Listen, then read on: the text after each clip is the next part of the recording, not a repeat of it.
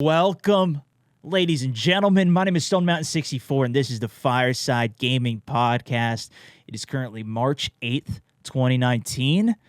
I actually just did an update as well for my Discord server. Anybody who is a supporter there or supporter of my Facebook page, we do have it set up through Discord, so you get a couple extra benefits, but it's all currently done manually, so we have to actually go through it all, and I basically just reset it because it's all manual, and we want to make sure it's an active list of supporters on there. So if you haven't seen it, it's my most recent post on Facebook.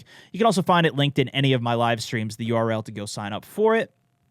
For the Discord in particular, of course, everybody's welcome to join in on my Discord. They're a fantastic sponsor of my channel and my stream and everything. My server's set up so it's just like a public place that you can go find some games with people. It's been booming with Apex, which has been super fun. We're at over 50,000 members. There's always people looking for games there. Always recommend it. But yeah, the reason I have to do it manual is because of it's not integrated with Facebook. They don't have any custom like separate group either, and I'm a big fan. Like, this was something that we did back when I was using Patreon before. We had like a separate channel for the supporters, and we could hang out and find games and all that good stuff.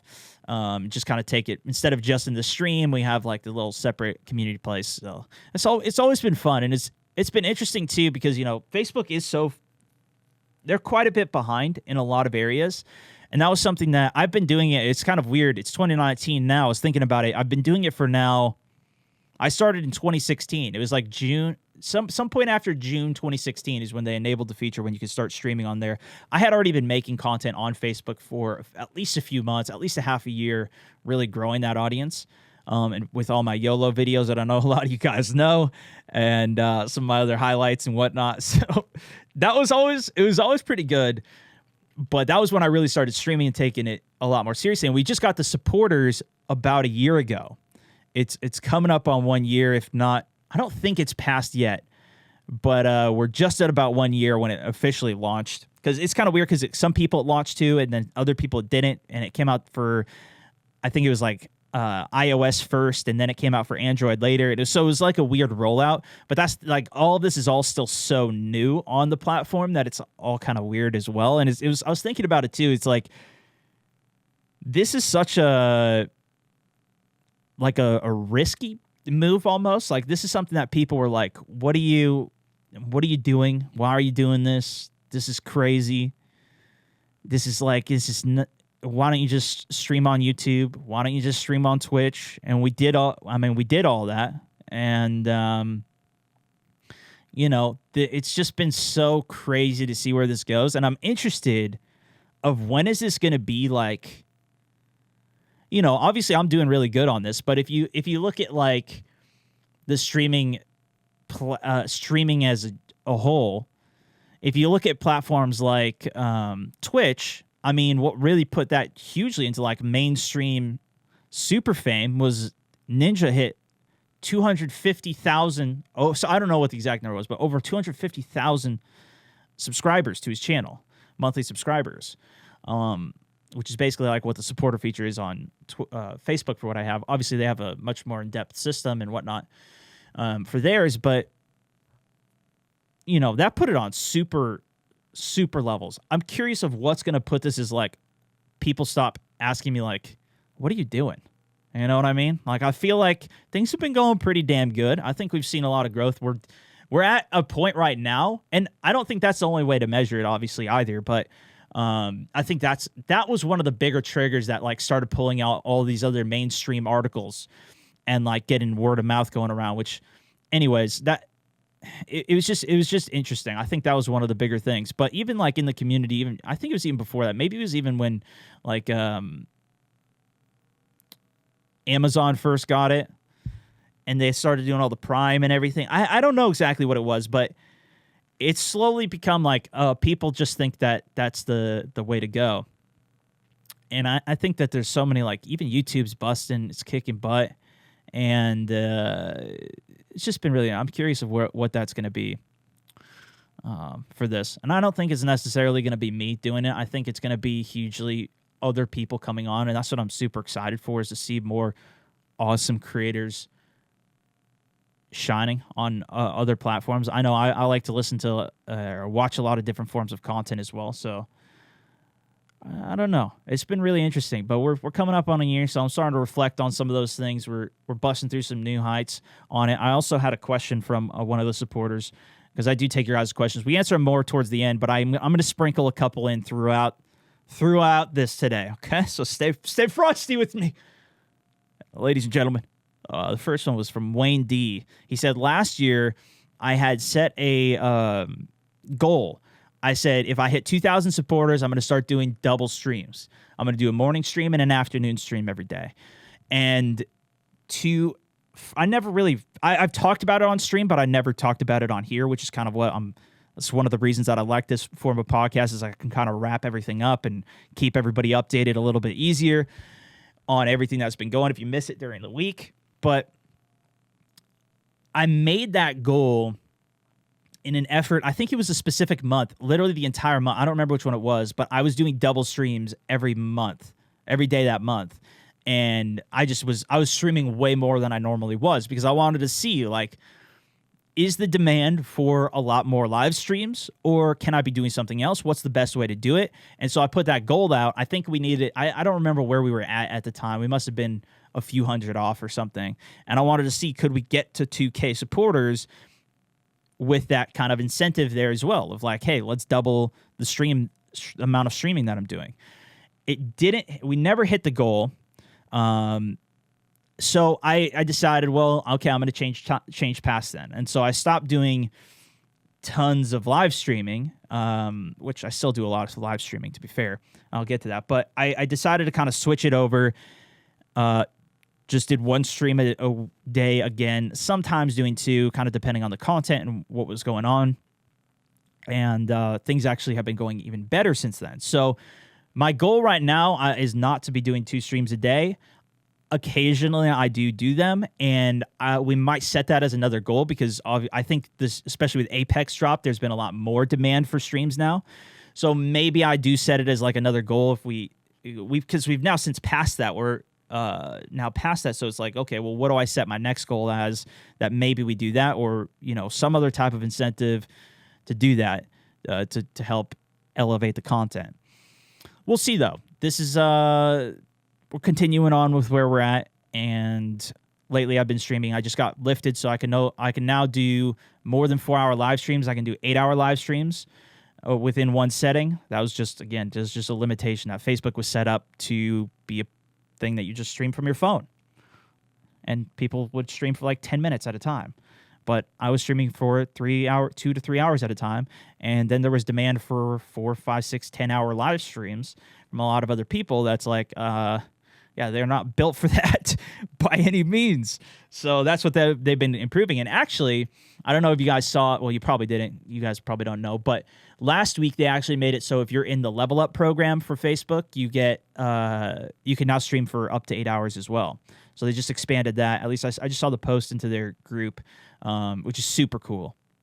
And good moves are being made, which is always good to see as a platform that I obviously use a lot of. But yeah, that was all that talk that I wanted to talk about. Apex had a lot of stuff. It's still been my main game this last week. It's been good. They dropped their first rebalance update, and if you want to see all of the details for that, I actually did a video. Just search rebalance StoneMountain 64 Apex Legends, something along those lines, or RIP Wingman. That was what I titled it, because they nerfed it, which did good, dude. The video did really good. I was actually kind of nervous uploading that video because it was kind of simple, and it was from my live stream of like my initial reaction to it. But man, was it well received. It was so cool to see it well received. I didn't know how that was going to do. And I was thinking I'll just put it on my second channel, because it's not like all the other content. I haven't done a video like that in a while. But it was so cool. That was awesome. So I'm probably going to be doing more, see how that goes. Glad everybody liked that. But we went through what the first rebalance was. And I'm just going to talk about some key takeaways with it. The first thing was the philosophy that they're going to be implementing with the game, which was they're going to have this set up. And the way they're going to be treating updates is, if they're going to drop an update, it's going to be a little bit more mellow in terms of how they do it. It's not going to be like, hey, we're changing the entire game. You got to read through all of these notes in order to know what's going on. They're keeping it so it's minor changes and minor tweaks that are going to be happening, so you don't have to reread all these patch notes every week and keep up to date with everything that's going on in the game. They will probably do big rebalances and big changes to the game. They will be doing big changes to the game, I'm sure, at some point, but with this first one at least, they're keeping it simple. Their philosophy is that they're going to keep it so it's not major changes. That's something that I've been saying for a long time. I was hoping that they would do. Like, the Wingman is currently one of the most powerful guns in the game. And instead of nerfing it into the ground and making it useless, which often happens with games where, whatever's overpowered, they nuke it and now it's no longer good.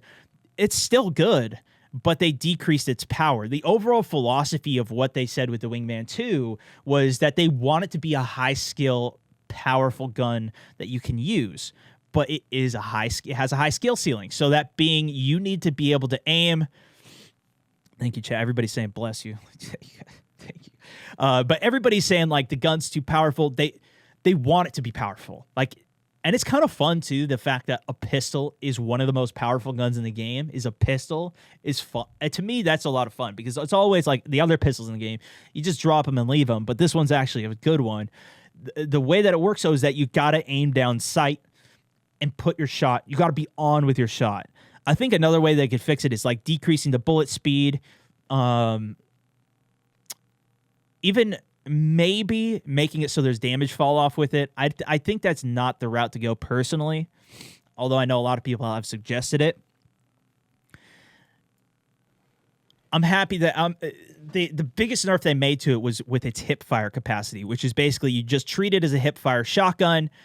The thing was, if you look at my video, you can see how deadly accurate it was in the old system. Literally, even from hip fire, you just put it. It has to be in the middle, so you were aiming. And people were even telling me in my video, because I did like an old Wingman video, they're like, the comments were like, you got to start aiming down sight. You can't hip fire the gun. They don't know though that the gun used to be in. This was the problem. This was the big problem with it, is that it was perfectly accurate, dude. Almost perfectly accurate from hipfire. That's what I was talking about these last times I was talking about too, and even in the podcasts. And so they made a big nerf to that. Now the hipfire is literally like double. It's twice as bad as what it was before, from what I could tell based on the reticle. And it also doesn't close as fast. So before you would shoot, it would bloom open and then it would close tight. And that speed was really quick. So you could shoot. It takes a second, and then it closes back tight, and then you shoot again, and it's perfectly accurate. If you just tap super fast, it wouldn't be accurate. That wasn't how you used it. You had to shoot, wait like 1 second. It was barely any time, but be a little patient with it, let it close center, shoot again, and it was perfectly accurate. So that was the way that people were, at least that's how I was really using it. On top of the fact that it's a deadly accurate, insanely high damage gun, they took that hip fire portion out of it, and we'll see if this helps balance it out a little bit. The big change they made to the Wingman, as well as the Peacekeeper, was that they made it so that the guns are less common. And from my experience now, I have felt the difference of how common these guns are. I would see it all over the place, all of the time. Now I'm barely seeing it at all. So it's still there. It's not like there's only a few of them on each game, but there are a lot less of them than there were before. And that's also how they're kind of balancing the Peacekeeper, which was a bigger change too. They decreased the made it so you can't shoot as fast. The time between shots, you can't speed it up as much with the bolt attachment. So it helps balance it out a little bit. The other big thing was I really haven't noticed much change in that too. I've played a bit now with it since that video, and it still seems really powerful. Also, chat's going off because Little Bear just came and sat down on his bed behind me. He's a good boy. But I know you guys listening can't hear him. He's a good pupperino, though. If you do want to see him, he's got a shameless little plug. He's got a Instagram page, Life of Little Bear. He's a good boy. The other big change, though, with Apex was the legend balance. This is for Season 1. They're going to be rebalancing the game. Now, it's also going to be minor tweaks. The biggest change is coming to Caustic. I'm kind of shocked that they're not going to be changing Gibraltar. His abilities are going to be remaining the same, and to me, he's the worst. So because of how big he is, we'll see, though. I mean, I used him the other day. I actually owned with him. He was pretty nice. His ultimate is kind of good. And, I mean, his bubbles are just not that great. His armor, his shield actually thing was kind of decent, too, but I just don't see him still. He doesn't. If you talk about the other legends, he just doesn't compare. The biggest change they're doing with like all the hitboxes, apparently they're going to be. They said it in kind of a weird wording, but it seemed like they're going to be fixing the hitboxes. I think might have been mostly referring to Pathfinder because his hitbox is a little off. Maybe they shrink the hitboxes a little bit for him, but their intention is to keep the hitboxes different for the different characters. They want it to be based on different sizes, and the bigger characters have more damage. Abilities, like they have better abilities, they have different things like that. So that's not coming until the first season, though. So I'll talk more about that once the first season drops, and we'll see. I'll be able to compare and talk about what I've found to be better or worse and whatnot with it. Patrick N asked a kind of a fun question around this game too that I just wanted to throw in here rather than waiting for the end. He said, "How would I feel about changing legends in the death box?" I don't know if it was him that asked this before too, but I've seen other people talk about this in some of my comments. And he said, so imagine you kill a Gibraltar, you go up to him and pick up his abilities. Like you become Gibraltar. Personally, I don't like this idea. He was on board for it.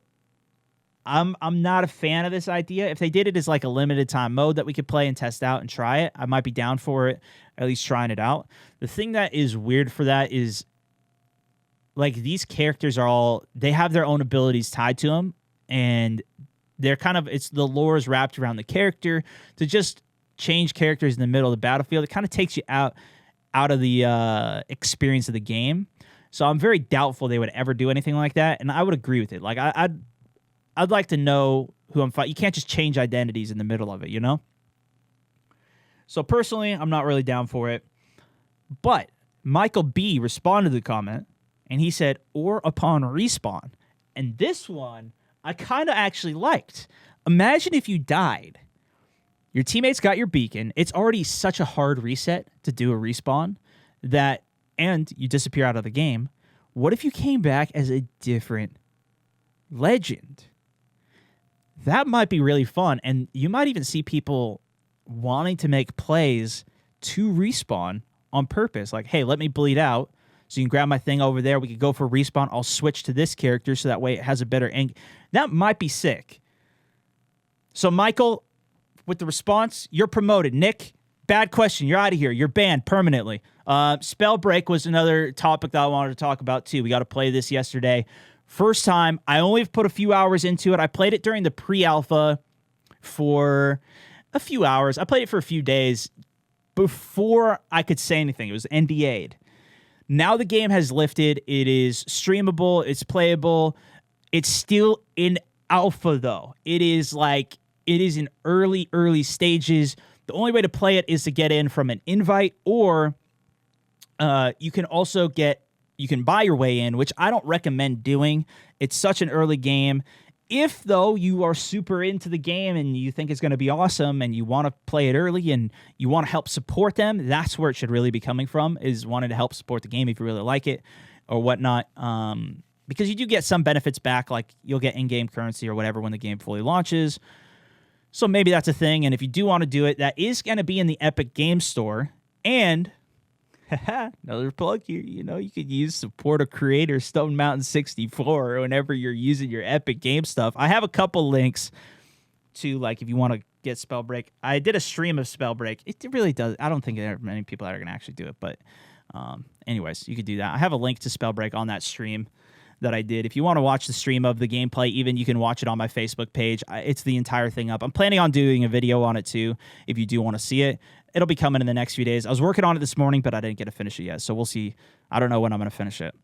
But it was a pretty cool game. The thing is, it's still early access. Like, there's a lot of sounds that aren't even in the game. It didn't run incredibly smooth, but it was a pretty cool game. It's a game that's like, it's a battle royale. I've talked about it before on the podcast. You guys have heard me talk about it if you've listened to some of the older episodes. But it's an RPG magic casting ability battle royale. And even a lot of the comments that I've read about it and opinions that I've heard about the game are like, I wish it wasn't a battle royale. It's such a sick game. Like, the components of it would make like an awesome just standard RPG game. But you guys know me. I like me a battle royale. So it's literally like perfect for me. I really enjoyed it yesterday. That being said, damn, do I suck at it. I had not won, and all the time that I had played during the early access phase, that was before I could talk about it, as well as now on this, I had never won until I was playing some duos with Aculite yesterday, and we got our first win together. I got 4 kills, so I was feeling pretty good with that, or maybe 5, I don't remember, but it was pretty fun. It's basically like you pick up like a stone gauntlet or a fire gauntlet or a poison gauntlet, and those are your abilities. You can have 2 on them, basically these gloves that you can wear, and like the poison one is kind of like a shotgun. You throw a couple poison darts out that are multiple, so you shoot 3 or 4, but they also stay on the ground and leave poison there. And then if you have a fire glove in your other hand, you can actually shoot a fireball and catch that poison on fire. So it's super in-depth. There's a lot to learn on it because these different elements all work together. So like poison, you can also throw a giant poison cloud out. There's a giant poison cloud on the ground. You then catch it on fire, and the whole thing combusts into a poison fireball. It's so sick. And then, but that's just like one of the, everything has a combination together. You could put a firewall on the ground and then use the earth to shatter the ground, and it sends a fire trail out because the elements combine and send it out, and you kill them. But it's super, like, it was super hard to follow where everybody was because they're jumping around. You could jump really high. You could fly. There's like mobility.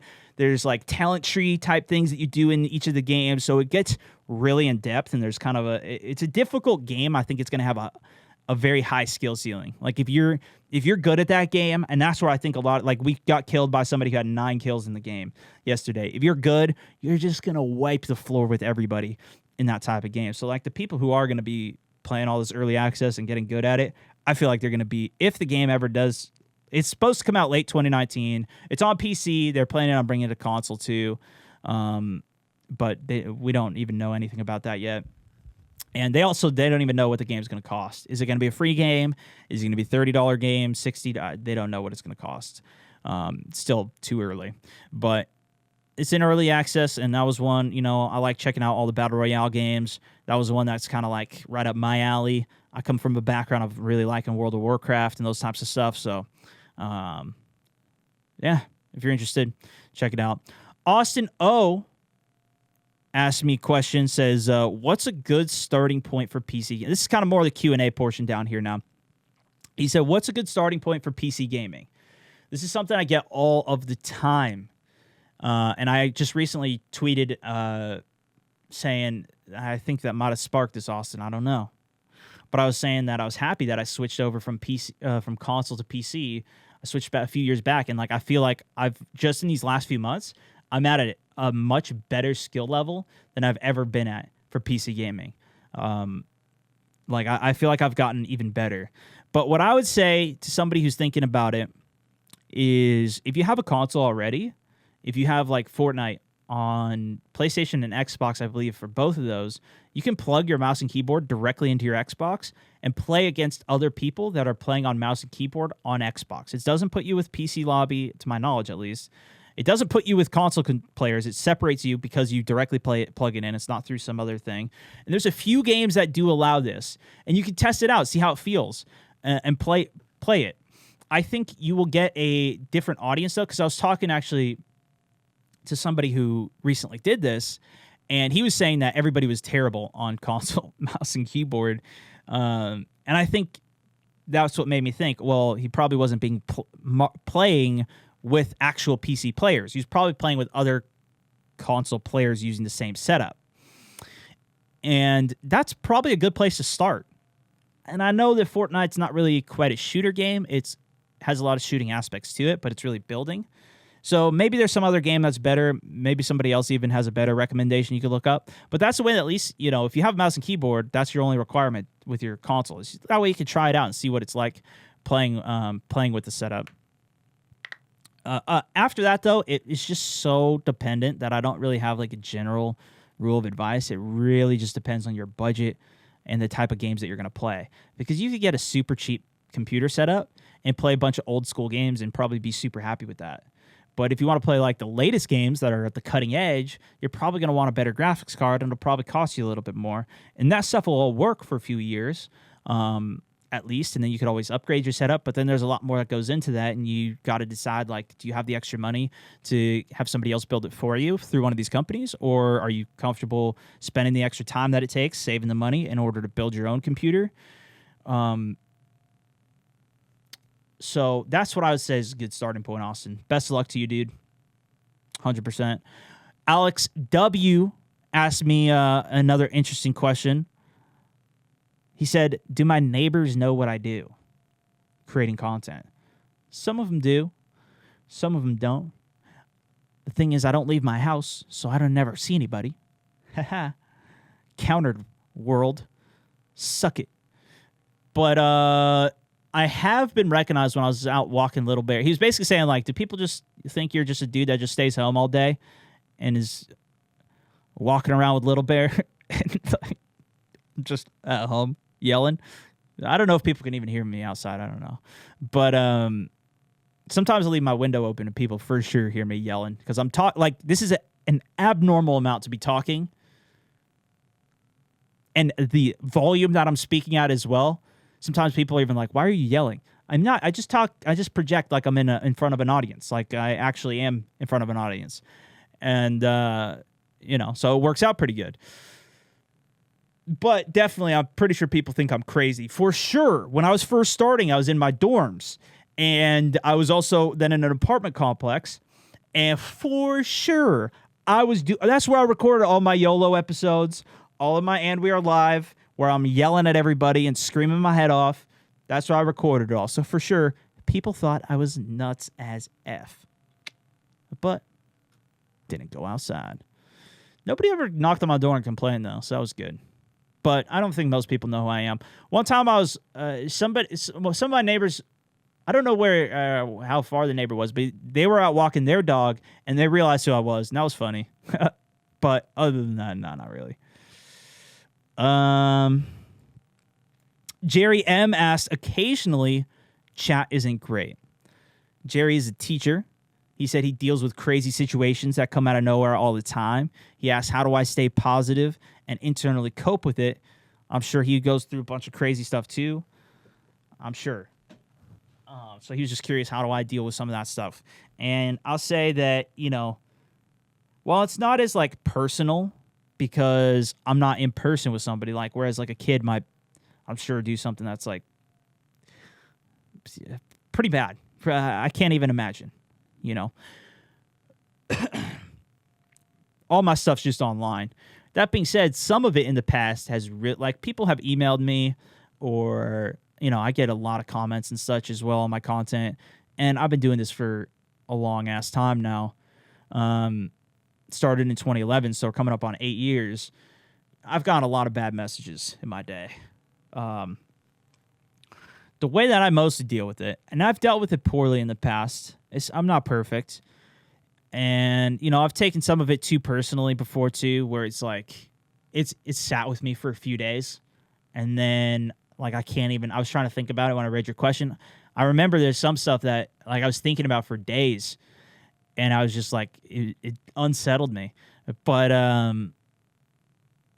never let it reflect on the content or anything. But still, it was just like, it was in my head, like, ugh. And sometimes I replied to people, sometimes I didn't. But I was just like, that was, I don't know, like, I don't even remember what it was about anymore. Because I just kind of, I don't know if I blocked it out of my head and I've just suppressed it or what. But, I don't know. It doesn't really bother me anymore because I think I've just dealt with it so much, and I've just learned to just not listen to it for the most part. Like, I'll take a lot of criticism and like I'll try and understand where people are coming from. Maybe there's something I can fix, like, oh, your audio quality sucks. Yeah, okay, maybe there's something I can learn from there, where maybe there was an issue happening with my audio, which actually has recently been happening, so I got to figure out what that was if it does continue. But then there's other things that are, just personal preference. And I think one of the things that I realized early on is that not everybody, I just don't get along with everybody. That's fine. Everybody likes their own thing. That's just like, everybody comes from a different place. Everybody goes on a different path and is at where they're at for whatever reason. And so I just kind of let it be. Whatever it is, just try and attract the people that might agree with me, and we'll just go from there, If people don't like the content, people tell me all the time, like, I don't like your content, or I like this other content better, or whatever. And it's like, okay, well, that's cool, man. You don't have to watch whatever I'm doing then. It's all good. I'll take a lot of feedback from people, and it does help implement to where I'm going to go in the future. But that's kind of how I internalize it. And I know that a lot of people comment just to get reactions.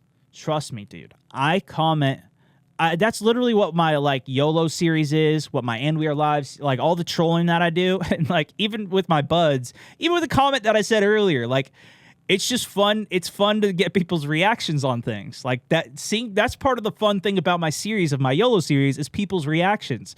And so me going full commanding officer on their ass is getting their reactions. But a lot of that stuff I wouldn't typically say, but it's fun to, it's fun to hear them laugh or get the reactions from it and whatnot. And people do that, and they'll comment and say things jokingly, or say things that, they don't mean to try and do things, so I can ignore a lot of that. And I just know it's there's no way some of this stuff, they're just trying to piss me off, basically. So I can ignore a lot of stuff. And then I know, too, a lot of times people are just actually going through some really tough stuff, and they're just pissed. And so there's nothing that I can do to make it, I could try and make people happy, but some people are just too pissed, and it might not be... People have told me they didn't like my videos, and they come back later and they're like, oh, I love this video, or I didn't even realize you were this other guy that did this other thing. And so you can't take I don't take a lot of comments too seriously. It's basically the premise of it, and how I cope with it. I just think oh, this person's not even, that can't even, this person's just trolling me. That's what I think a lot about it. Even when people were telling me what game is this? What game is this? People kept telling me in chat, and I think they were just telling me to piss me off because I was just right in front of them what game it is. Some people genuinely didn't know, but other people saw my reaction to me freaking out when people asking, calling it Hello Kitty Island Adventure, and it turned into a whole meme. And I learned I shouldn't overreact to things like that, otherwise it turns into a meme just like that. You know what I mean? All right. Anyways, hopefully that answers your question, Jerry. Best of luck teaching. I know it's crazy out there. Nick W. asked me a question as well. Says, it was also kind of along the same lines with Nick's question. He said, how do I take losses so well? Which is kind of interesting. It's kind of on a similar vibe, but different because it's more with the actual game that I'm playing. And I definitely have gotten pretty pissed. Sometimes I get pissed when I'm gaming, dude. Sometimes I do. But for the most part, the most times that I would get pissed, I remember when I was first making content, a lot of my content was around me being really good at Call of Duty, because I was a really good Call of Duty player, and I would not settle for super gameplay. I would have to get the best gameplay if I was going to post it. It was one of my top 1% gameplays, and I would have all these games where it was I would make a mistake and die because of it and lose a kill streak, and it was damn it. And so I'd have to restart the game and start over, and that's when I would get the most pissed. But my content now is not really based on me being the best player in the world, even though I am. It's based on me just playing the game and having a good time. So that's kind of what I would rather do anyways. That's kind of what I've focused my content on, being more informative, as well as I don't know, making it funny, right? The characters and whatnot, and the casting and all that stuff, and that's what I like about it, and what I try to deliver more on. Although I do try and be as good as I can at the game too. So, but if I lose, we got 11 wins in one day in a 5-hour stream on Apex last week. So it's like, I know I'm pretty good at the game. I'm going to make mistakes. Like, okay, even better example is yesterday, I got second place in this game. And man, it was one of the craziest games I'd ever played. I did great for myself, my own personal skill level. I did better than I normally play. And I was at like, I don't know, 8 or 9 kills or something, 10 kills, which is not anything crazy compared to some of the top dogs out there. But, you know, I was doing pretty good. And it came down to this final 1v1. Everybody else was dead. It was me versus the other guy. And I wanted to win that. But I made mistakes in my gameplay there. At the end, I made a mistake. I put a portal down. I even remember it. I put a portal down instead of taking my heal, which delayed me by at least a second placing that portal. It slowed my process of healing down. I probably, maybe not, I might have still died, but I would have had a lot better chances if I would have played it better there. And so I try and take away in all of these situations, I try and internalize it. Whatever I did, why I lost is because of me. And what can I do better for it? Even if there's external factors that I couldn't control, I try and figure out, okay, well, what could I have controlled to do better and improve from it? And that's it. Like, that's why, like, to me, every game is so much fun. Like, even when I was playing Spellbreak yesterday, too, we literally lost, like, every game that we played. We only won one game in the whole time that we played. And even when I would play PUBG, I'd sometimes go an entire day without winning a single game. But, you know, when every game I'm actually learning something from it, and this is something that I've heard from a lot of the pro and top players, is take lessons away from it. And so that's what I've done with my gameplay. And that's one of the things that I think has really helped me improve my gameplay, as well as, you know, just kind of enjoy whatever I'm doing with it. But I definitely still do get pissed about it for sure. And so, you know, I try and balance myself as much as I can, but I for sure get pissed. And some days I'm just doing so bad, I'm off. I just got to end it. I just end it a little early or move on, and we'll try and figure it out and practice and do something else next time, because it can be tough, dude. Especially with the amount that and like, I don't even stream a crazy amount compared to a lot of the other channels out there, but it is a lot for me doing like a 4 hours of live streaming and some of the other things like the podcast and some of the other things in the morning that I'm working on all day. It is a lot. Sometimes I do get tired and whatnot. So anyways, those are some of the fun questions that I read through. There was a lot of really good ones. We'll get to more of them next week. We'll be going through some more of the podcast. If you guys are enjoying the show with all of this, the podcast, please do give it a rating on iTunes. If I don't know how Google works, but if they have one for their Google Podcasts or wherever it's all distributed out, check it out. You can find, currently I have the podcast at anchor.fm/StoneMountain64. You can find a link to whichever, it's like on 10 different platforms to listen to podcasts at. Give it a rating. It's hugely appreciated. I love reading through all the comments. I posted a couple of them to my story the other day too on Instagram and Facebook. Ton of fun. You can follow me on all my channels. Just go to StoneMountain64.com as well if you're interested in that. And I'll see you guys in the live streams, all right? Thank you so much for listening. Thank you for all the questions. I'll see you soon. That's it for this one. StoneMountain64. Over and out.